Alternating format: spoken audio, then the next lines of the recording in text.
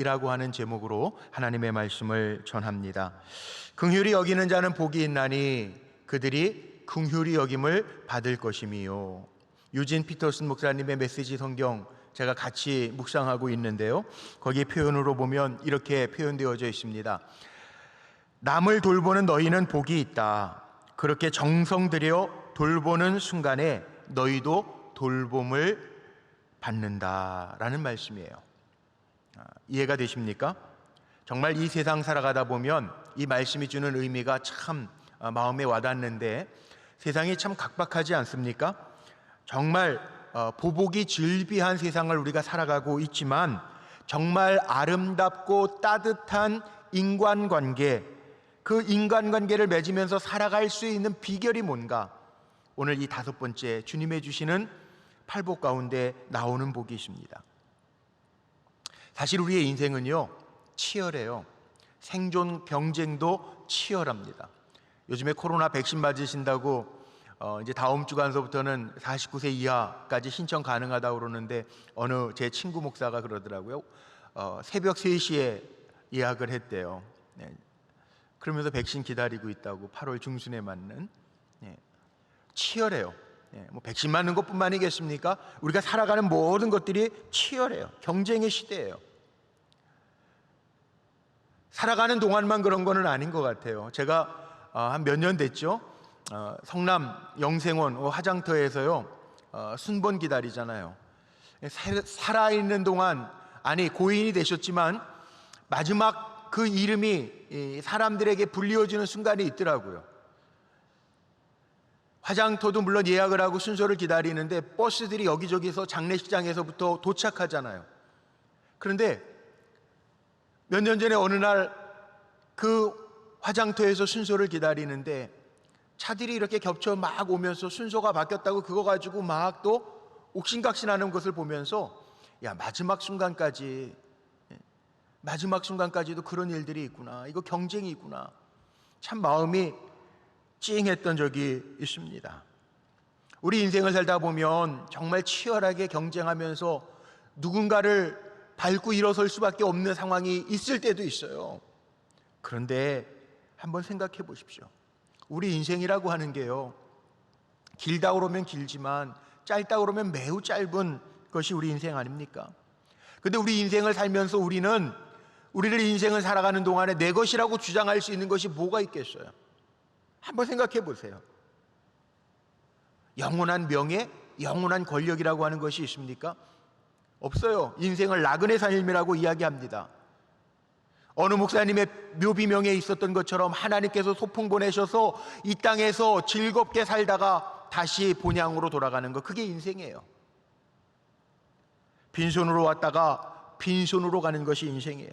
그럼에도 불구하고 많은 사람들은 자신이 모든 것의 주인인 양, 약하고 어려운 자들에 대한 배려도 없이 모든 권리와 물질을 독점하면서 양심의 가책은커녕 오히려 이것이 당연한 것처럼 살아가는 사람들도 있습니다. 때로는 자기가 가진 힘을 자랑하는 사람들도 있습니다. 그러나 이는 만물의 주인이신 하나님 앞에 죄임을 알아야 합니다. 우리가 고백하는 것 있죠.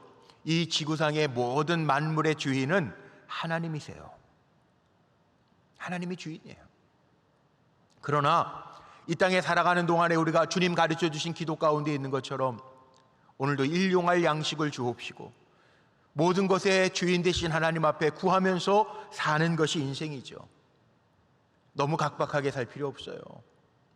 사람과 사람 사이에 내가 너보다 낫다라고 우월주의에 사로잡혀 살 것도 없어요.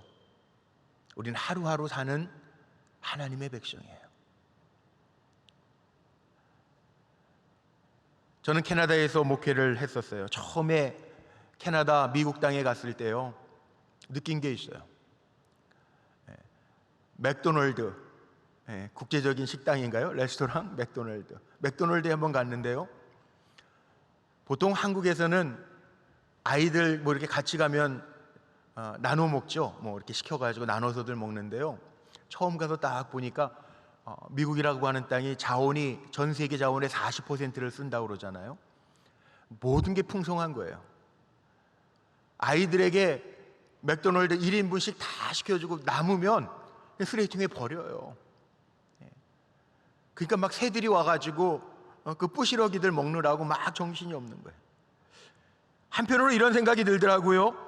야, 세상에 굶은 사람들도 많을 텐데 저건 아닌 거 아닌가 라는 생각이 들었는데, 또 그렇게 풍부한 것 같으면서도요, 미국 캐나다 땅에도요 홈리스들, 거지들도 있어요.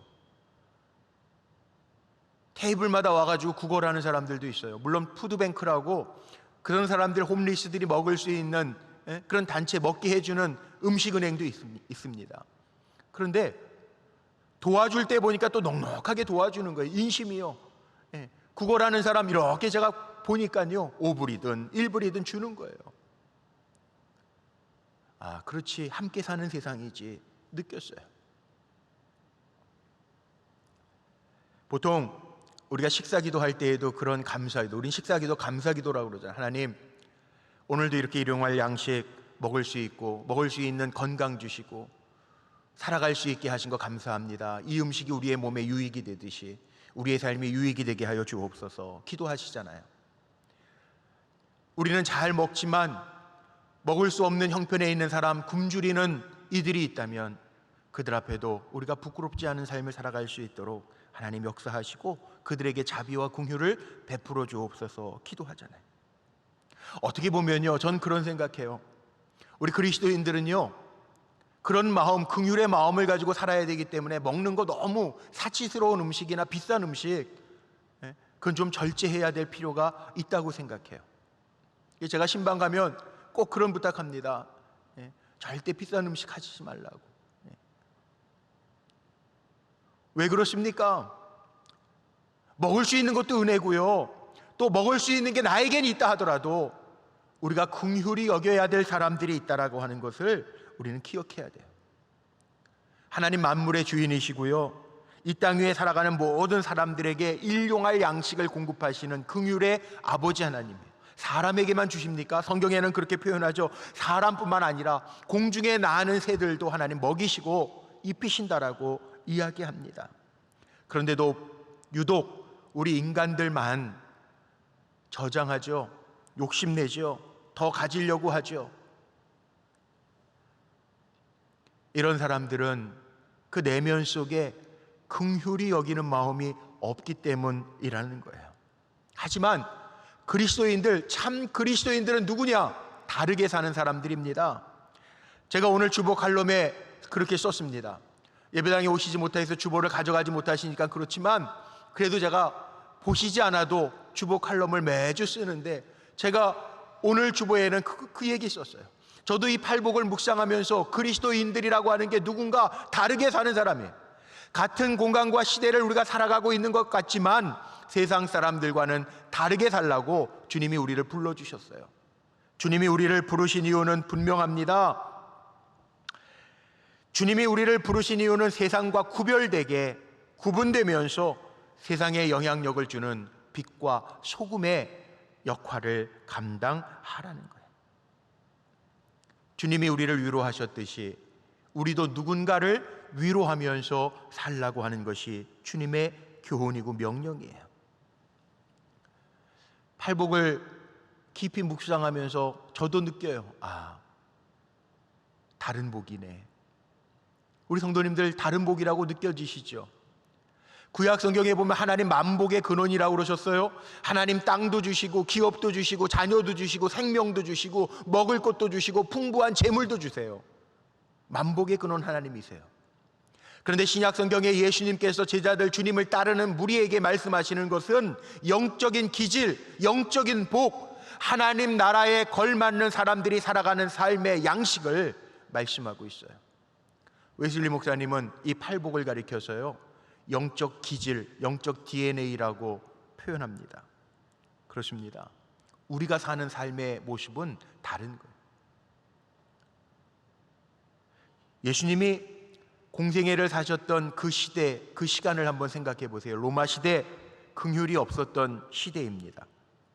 잔악무독한 시대였고요, 인정, 사정 없는 약육 강식의 시대였습니다.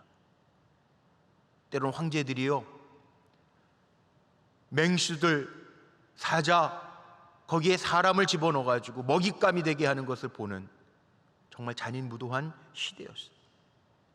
종교 지도자들, 그 당시의 종교 지도자들도요, 경건해 보이는 모습은 있었지만 형식적이고 외식적인 모습만 가졌습니다. 그래서 종교적으로, 사회적으로 취약계층이었던 여성, 창녀, 세리, 장애인, 비난과 정죄 대상을 삼고 쉽게 비난하고 정죄하기도 했습니다. 예수님께서 세리 마태의 집에서 세리와 죄인들과 함께 음식을 잡수시는데 그 당시에 종교 지도자들, 바리새인들이 와서 제자들에게 뭐라고 이야기합니까? 어찌하여 너희 선생은 저 세리와 죄인들과 함께 잡수시느냐 이야기합니다. 예수님 분명하게 말씀하셨죠. 건강한 자에게는 의원이 쓸데없고 병든 자라에게야 의원이 쓸데있느니라. 너희는 가서 내가 긍휼을 원하고 제사를 원치 아니하노라 하신 뜻이 무엇인지 배우라. 내가 의인을 부르러 온 것이 아니요 죄인을 부르러 왔노라. 예수님 바리새인 책망하시는 얘기들이 많이 나와요. 팔복을 서두에 이렇게 마태복음 8장에 말씀하셨는데 마태복음 23장 23절 말씀에도 보면요, 예수님께서 바리새인들 책망하실 때 뭐라고 말씀하십니까? 화 있을진저 외식하는 서기관들과 바리새인들이여, 너희가 박하와 회향과 근체의 11조는 들이되 율법에 더 중한 바 정의와 긍휼과 믿음은 버렸도다. 그러나 이것도 행하고 저것도 버리지 말아야 할지니라. 이렇게 책망하셨습니다. 예수님과 바리새인들 간의 가장 큰 차이점이 뭔지 아세요? 예수님의 마음속에는 긍휼히 여기는 마음이 있었고 그 당시의 종교 지도자들의 마음속에는 긍휼을 찾아볼래야 찾아볼 수가 없어요. 우리가 정말 주님을 따르는 제자라면 우리 한번 점검해 보자고. 내 마음속에 긍휼히 여기는 마음이 있는가? 주님이 우리에게 말씀하시는 복은 애당초 다른 것입니다. 영적 DNA, 영적 기질입니다. 내 안에 영적인 기질. 아픈 사람이 있을 때 그 아픈 사람을 보면서 함께 아파할 수 있는 마음이 내게 있는가? 못 먹고 줄이는 사람이 있을 때 내 것을 떼어줄 수 있는 그 긍휼함이 내게 있는가? 주님의 주시는 복은요, 눈에 보이는 복이 아니에요. 잠깐 있다가 없어지는 복이 아닙니다. 현재에만 주어지는 복이 아닙니다. 주님이 말씀하시는 복은요, 주님의 마음을 가지고 우리가 이 땅을 살아갈 수 있다면 그것이 복된 사람이라고 말씀하고 계십니다. 경쟁사회예요. 현대사회는 경쟁사회, 우리가 부정할 수가 없죠. 우리가 어려운 때일수록 사람들이 그런 마음을 갖더라고요. 똑똑하게 정신 바짝 차리고 살자. 어떤 사람들은 한 걸음 더 나아가서 악착같이 살자, 미친 듯이 살자, 그렇게 표현하는 분들도 있어요. 그런데 우리는 다르게 살라고 부름받은 그리스도인들이에요. 하나님을 기쁘시게 하고 이웃을 사랑하면서 살라고 우리에게 주님 가장 큰 계명을 주셨어요. 그 말씀을 따라 사는 사람들이 그리스도인들이에요. 이렇게 사는 사람들은 세상 사람들이 볼 때 아유 바보 같은 사람, 조롱을 당할 때도 있어요. 그래도요, 우리에게는 믿는 구석이 있죠. 주님이 나를 책임져 주신다라고 하는 그 믿음으로 사는 사람, 그리스도인들이에요. 저와 우리 성도님들은 그리스도임임을 기억하며 살아가시기를 주의 이름으로 축복합니다. 우리나라에도요, 이제는 뭐 단일 민족이라는 말보다는 다문화 가정들도 꽤 많아졌죠. 언젠가 우리 권사님 경영하시는 저 시흥의 반월공단에 한번 가본 적이 있어요. 공장들이 많이 있는데 신방 갔다 이렇게 오면서 보니까 다들 동남아시아 분들이 많이 있더라고요. 뭐 이게 큰 기름 들통 같은 거 밀면서도 가고 그래요. 한국 사람들보다 외국 분들이 더 많아요. 코리안 드림을 꿈꾸면서 온 사람들이 있더라고요. 천국 가셨지만 저희 교회 공무원으로 은퇴하시고요, 그 남은 여생을 어떻게 살까 하시다가 경기도 용인, 광주 여기에도 우리 다문화 가정들이 많이 있어가지고 그 한국어 선생님으로 사역하시다가 좀 일찍 가셨어요. 우리 고 정학은 집사님 계신데, 집사님은요 일주일에 3번씩 사흘 그 한글 학교 가가지고 그 다문화 가정에 베트남 여인들, 중국 여인들 그분들에게 한국어를 가르쳐 주시는데, 그렇게 기쁨으로 고백을 하죠. 신방을 갔는데 너무너무 기쁘다는 거예요. 공무원으로 열심히 일평생 직장을 가지고 일하셨는데 이제 남을 위해서 그렇게 일한다니까 너무 좋다는 거예요. 늘 기쁨으로 사셨어요. 하나님 그냥 일찍 불러가셔서 좀 안타깝지만 그 모습이 제 마음속에 이렇게 새겨져 있어요. 뭔가 남을 위해서 도와주고 섬길 수 있는다라고 하는 게 큰 기쁨이었다라고 하는 고백을 하시더라고요. 그런 마음이 긍휼의 마음이에요. 요즘 SNS 시대입니다. SNS 시대예요. 누구나 다 자기 표현과 생각을, 글을 나눌 수도 있고 공개할 수 있어요. 그런데 요즘 문제가 되는 게 뭡니까? 서로에 대한 마음과 배려와 긍휼과 이해가 없다면 비난과 댓글, 정죄하는 글 때문에 또 다른 사람들이 아파하고 힘들어하고 정신적으로 병드는 경우들이 얼마나 많이 있습니까? 왜 그럴까요? 사람들이 자기 위주로 바뀌고 있어요. 긍휼의 마음을 잃어버리고 있어요. 긍휼은 자기 자신에게 맞추는 게 아니에요. 긍휼이라고 하는 이 단어 자체는 상대방의 마음과 입장에 맞추는 것이 긍휼입니다. 그래서 저는 이 긍휼이라는 단어를 한번 찾아봤어요. 헬라어 원어 성경에도 찾아봤어요. 두 가지 단어가, 신약 성경에는 두 가지 단어가 나오더라고요. 엘레오스라고 하는 단어와 여기 스플랑크논이라고 하는 단어를 써요. 헬라어로 신약 성경에 나와 있는 단어. 근데 그 뜻이 약간 차이가 있는데 일맥상통하는데요. 이 엘레오스라고 하는 원어, 긍휼이라고 하는 단어의 뜻을 보니까 비참한 상태 속에 있는 사람을 오히려 불쌍히 여겨 그를 돕는 미덕, 이게 긍휼이에요.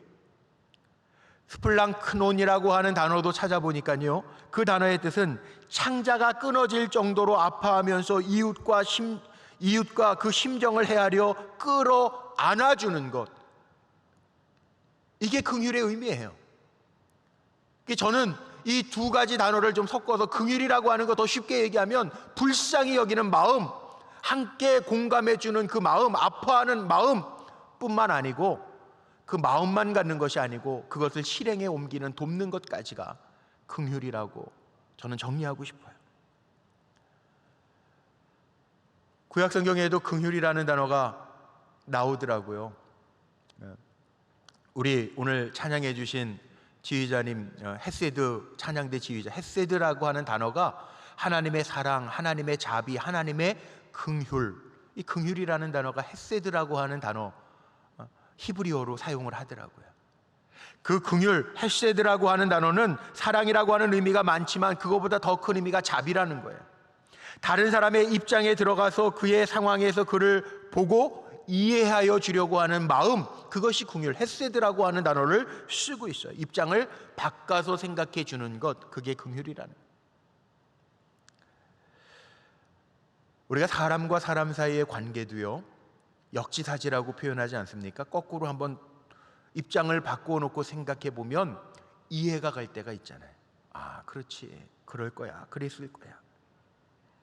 그러나 긍휼히 여기는 마음이라고 하는 것은요, 그렇게 마음으로 느끼는 것뿐만이 아니고요, 실제적으로 자기의 마음속에 의지력이 발동해서 그 긍휼히 여기는 마음으로 도와주려고 하는 것, 실제적으로 자기의 몫을 떼어서 나누어 주는 것까지 갈 때 그것이 참 긍휼이라고 하는 말씀이에요. 왜 우리가 긍휼히 여기면서 살아야 될까요? 왜 주님을 따르는 백성들을 모아두시고, 야, 긍휼히 여기는 자 그들이 복이 있다, 그들이 긍휼히 여김을 받을 것이다, 왜 이 말씀하셨을까요? 우리가 꼭 기억해야 될 것이 있어요. 이 긍휼이라고 하는 단어는요, 하나님의 마음이에요. 하나님의 성품, DNA. 웨슬리 목사님이 얘기했던 것처럼 영적 기질이에요. 우리가 예수 믿고 살아간다고 한다면 우리도 하나님의 마음, 주님의 마음, 이 긍휼히 여기는 마음이 내가 그리스도인이라고 한다면 있어야 되고, 이 마음이 있는 사람이 정말 복된 사람이라고 주님은 말씀하고 계십니다. 성경에 보면 하나님을 표현하면서요, 긍휼히 여기신 하나님이라는 표현이 얼마나 많이 나오는지 몰라요. 긍휼이라고 하는 단어를 치면 그 성경 구절들이 얼마나 많이 나오는지 모릅니다. 대표적으로 시편 116편 5절 말씀에 보면 이런 말씀이 있어요. 여호와는 하나님은 의로우시며 우리 하나님은 긍휼이 많으시도다. 느헤미야 9장 31절 말씀에 이런 말씀도 있습니다. 주의 크신 긍휼로 그들을 아주 멸하지 아니하시며 버리지도 아니하셨사오니 주는 은혜로우시며 불쌍히 여기시는 하나님이시니이다. 하나님 긍휼히 여기신 하나님, 긍휼이 많으신 하나님이에요. 우리에게 자비를 베풀어 주신 하나님이에요. 우리를 벌하지도 아니하시고 멸하지도 아니하시는 하나님이세요. 심지어 그 하나님이 하나님의 백성들, 이스라엘 백성들과 언약을 맺으면서 출애굽기 22장 말씀에 10계명, 출애굽기 20장 말씀에 10계명을 주시고 나서 또 덧붙여서 말씀하시는 출애굽기 22장 말씀에 보면요, 하나님께서 하나님의 백성된 이들에게 명령하시는 말씀들이 있습니다.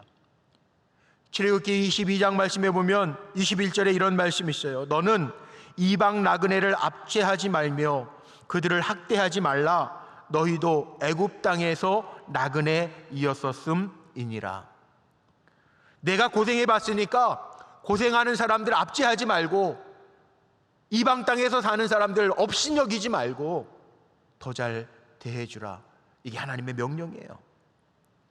출애굽기 22장 22절 24절 말씀에 보면 과부와 고아에 대한 배려도 명령하십니다.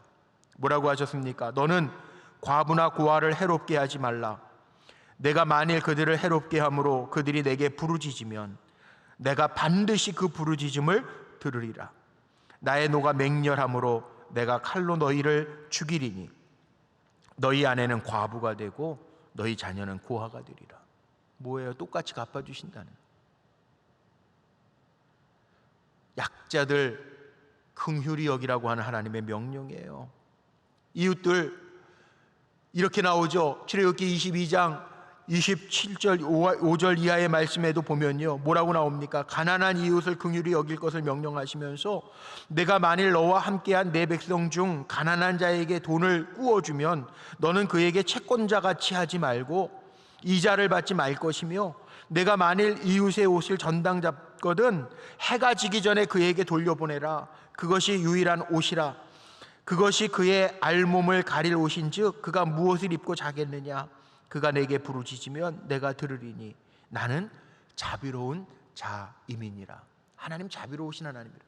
내가 자비로운 것처럼 너희도 자비롭게 많은 사람들을 헤아려 주면서 살라고 하시는 명령의 말씀이에요. 긍휼이 뭔지 아세요? 불쌍히 여기는 마음을 품고 사는 게 긍휼입니다. 우리 그런 기도 하잖아요. 하나님 불쌍히 여겨주세요. 저는 부족해요. 불쌍히 여겨주세요. 저는 약해요. 하나님 불쌍히 여겨주세요. 그런 기도 하시잖아요. 하시는지 안 하시는지 제가 얼굴을 볼 수가 없으니까, 여러분 그 그런 기도 안 하세요? 불쌍히 여겨주세요. 하나님 긍휼히 여겨주세요. 저 그런 기도해요. 성도들을 위해서 기도할 때에도요, 오늘 우리 장로님 기도하시면서도 하나님 우리 백성들, 이 나라 이 민족 불쌍히 긍휼히 여겨주세요 기도하시잖아요. 저도 걷기 운동을 해요. 걷기 운동하면서 저녁에 걸으면서 뭐 하겠어요 제가. 우리 연약한 성도님들 이름 불러가면서 기도해요. 하나님 아무개 권사님 긍휼히 여겨주세요. 치료해 주세요. 하나님 아무개 청년 긍휼히 여겨주세요. 치료해 주세요. 불쌍히 여겨주세요.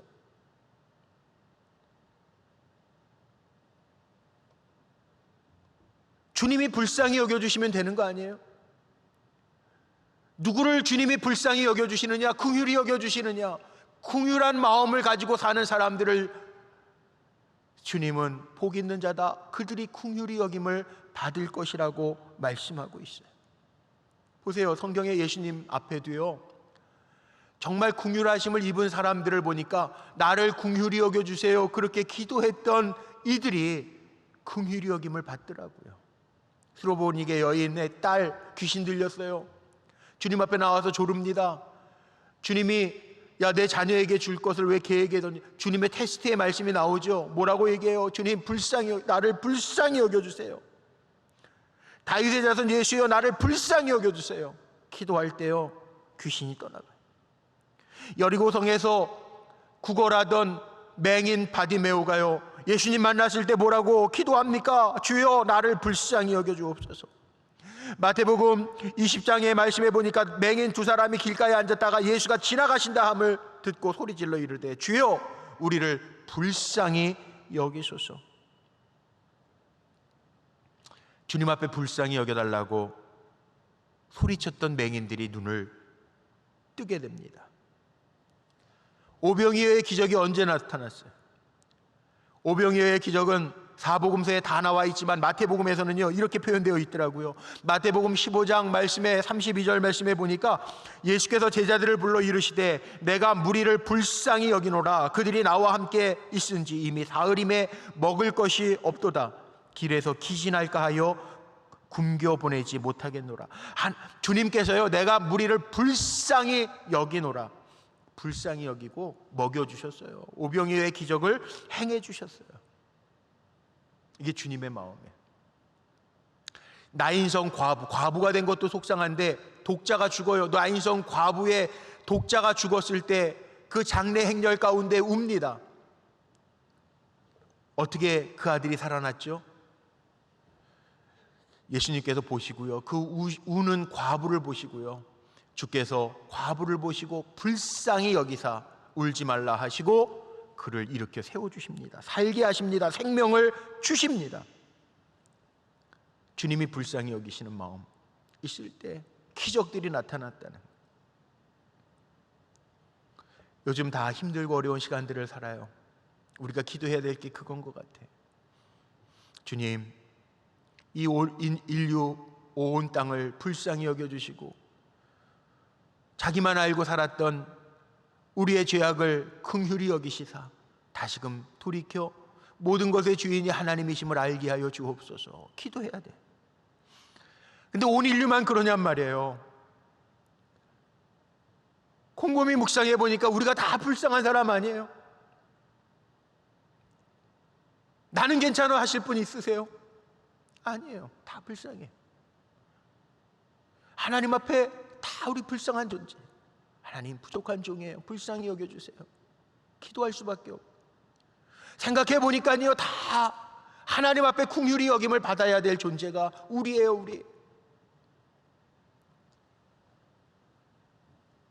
우리 안에 긍휼히 여기는 마음이 있을 때 주님도 우리를 긍휼히 여겨주신다고 약속하시는 말씀입니다. 분명히 이 팔복 8가지의 복을 말씀하시면서 보상이 있잖아요. 긍휼히 여기는 자가 복이 있나니 그들이 긍휼히 여김을 받을 것이요. 긍휼히 여기는 그 마음이 있는 사람에게 주어지는 상급, 불쌍히 여기는 자에게 주어지는 상급이 뭐냐? 그것이 긍휼히 여기는 자에게는 복이 있는데 긍휼히 여김을 받을 것이다. 성경에 이런 말씀이 얼마나 많은지 몰라요. 잠언에 보니까 잠언 14장 21절에 이런 말씀이 있습니다. 이웃을 업신 여기는 자는 죄를 범하는 자요, 빈고한 자를 불쌍히 여기는 자는 복이 있는 자니라.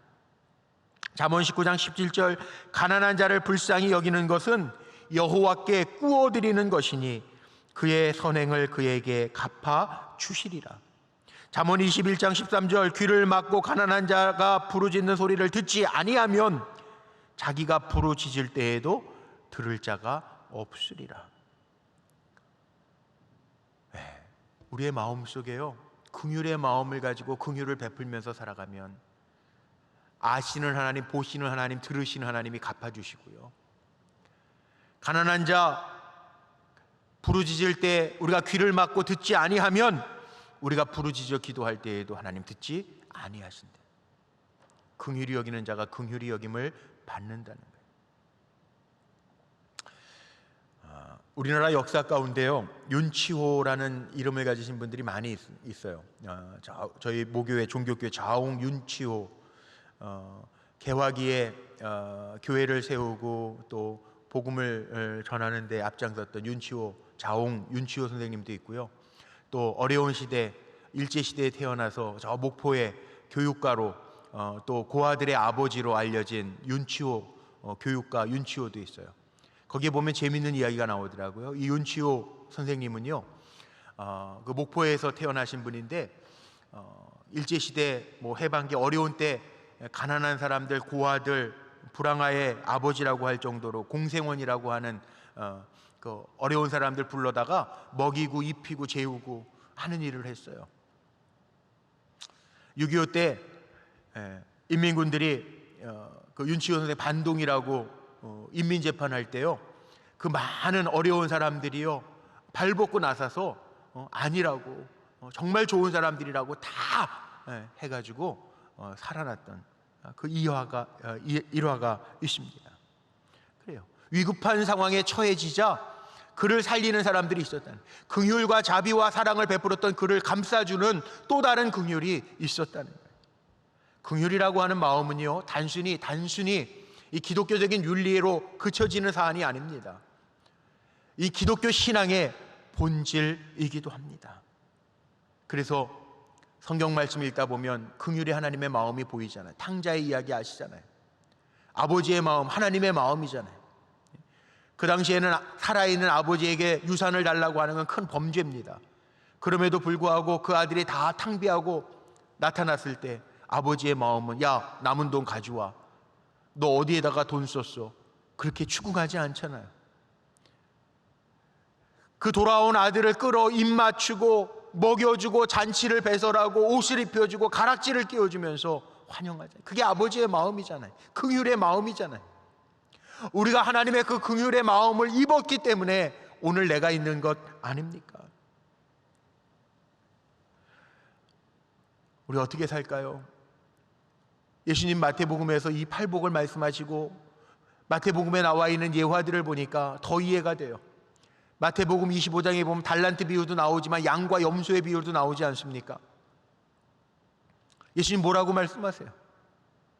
마지막 때에 양과 염소 사람들을 나누어 두시고요, 좌편과 우편으로 나누어 놓으시고 말씀하세요.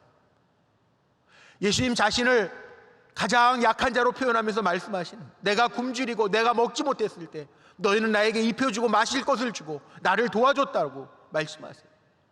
우편에 두세요.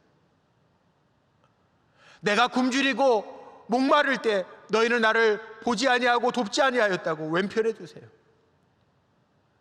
양과 염소를 심판하는 이야기를 통해서 우리에게 주시는 말씀, 의도가 뭘까요? 정말 주님을 따르는 사람들은 이 마음을 가지고 살라는 거예요. 긍휼히 여기는 마음을 가지고 살라는 거예요. 너희가 긍휼히 여길 때 하나님도 긍휼히 여겨 주실 거라고 하는 약속의 말씀이죠. 야고보서 2장 13절 말씀에 보면 이런 말씀이 나옵니다. 앞에 화면에 있으니까 우리 각 처소에서도 같이 한번 읽어보시면 좋을 것 같아요. 시작. 긍휼을 행하지 아니하는 자에게는 긍휼 없는 심판이 있으리라. 긍휼은 심판을 이기고 자랑하느니라. 아멘. 우리가 다른 사람들을 긍휼히 여길 때 우리도 하나님이 긍휼히 여겨주신다라고 하는 약속의 말씀이에요. 우리 잘 삽시다. 정말 복된 삶을 삽시다. 제가 머릿속에 이런 기억이 나더라고요. 말씀 타이핑하다 보니까 어렸을 때 교회 학교 다닐 때, 초등학교 때 이 긍휼의 이야기, 남을 도와주는 이야기 하면서 하나님 긍휼의 하나님이다 막 선생님이 분방 공부 시간에 얘기했더니 한 친구가 손들고, 에이, 하나님 그렇게 사랑의 하나님이고 긍휼이 많으신 하나님인데 그러면 지옥 왜 만드셨어요? 그랬던 친구 기억이 나요. 참 똑똑한 것 같아요. 종교적인 생각을 하는 친구인 것 같아요. 그때 선생님의 대답이 뭐였는지 아세요? 하나님은 오래 기다려주시고 참으시고 긍휼의 하나님이니까 끝까지 우리를 사랑해 주시는데, 그럼에도 불구하고 듣지 아니하는 사람 때문에 지옥을 만드셨어. 꼭 가야 될 사람이 있어서 지옥 만드셨어. 근데 그 생각이 번뜩 머리에 떠오르더라. 그래요. 정말 세상을 한번 이렇게 보세요. 우리가 정죄할 수는 없지만 정말 아유, 저 사람 같지도 않은 사람이야, 그런 사람들이 있잖아요. 그런데 우리는 어떻게 살아야 돼요? 긍휼을 베풀지 못하면서 살면 그게 답답하고 아쉬워서 애통한 마음을 갖고 사는 거, 이게 복 있는 사람이라는 거예요. 이제 말씀을 마치고 정리합니다. 시대는 갈수록 더 경제 위주의 시대가 된 것 같아요. 모든 것을 경제적인 가치로 환산하기도 합니다. 사회는 치열해지면 치열해질수록 더 살벌한 경쟁이 있을 수밖에 없어요. 사람들은 경쟁으로 인해서 스트레스, 강박관념, 여러 가지 정신병에 시달리기도 해요. 마음의 여유도 잃어버리고 살아요. 왜 오늘날 우리에게 주님의 주시는 이 팔복의 교훈이 더 필요한가? 긍휼히 여기는 마음을 가지고 살라는, 이게 복되다는 거예요. 하나님의 방법은요, 세상적인 방법과는 달라요. 진정한 성공자는 경쟁에서 이기는 사람만이 성공자가 절대 아닙니다. 오늘 복을 주님이 말씀하지, 긍휼히 여기는 자가 복이 있다. 아무리 경쟁적인 시대, 경제 위주의 시대가 온다 할지라도 긍휼을 베푸는, 주님의 마음을 가지고 살아라. 경제적인 성공뿐만이 아니라 너희에게는 주님의 마음을 가지고 상대방을 배려하고 이해하고 사랑하고 베풀면서 살라고 주님은 우리에게 말씀하고 계십니다. 정말 언제 마음이 따뜻해지고 사람다운 삶을 산다고 느끼십니까? 내 가까이 있는 이웃들에게, 가족들에게, 동료들에게 긍휼을 베풀면서 살아갈 때 마음이 따뜻해지잖아요. 하나님의 마음은요, 긍휼의 마음이에요. 오늘 결론입니다. 하나님의 마음을 닮아서 긍휼히 여기는 자가 되므로 또 다른 긍휼을 입고 살아가는 우리 성도님들이 다 되시기를 주님의 이름으로 축복합니다. 기도하시겠습니다.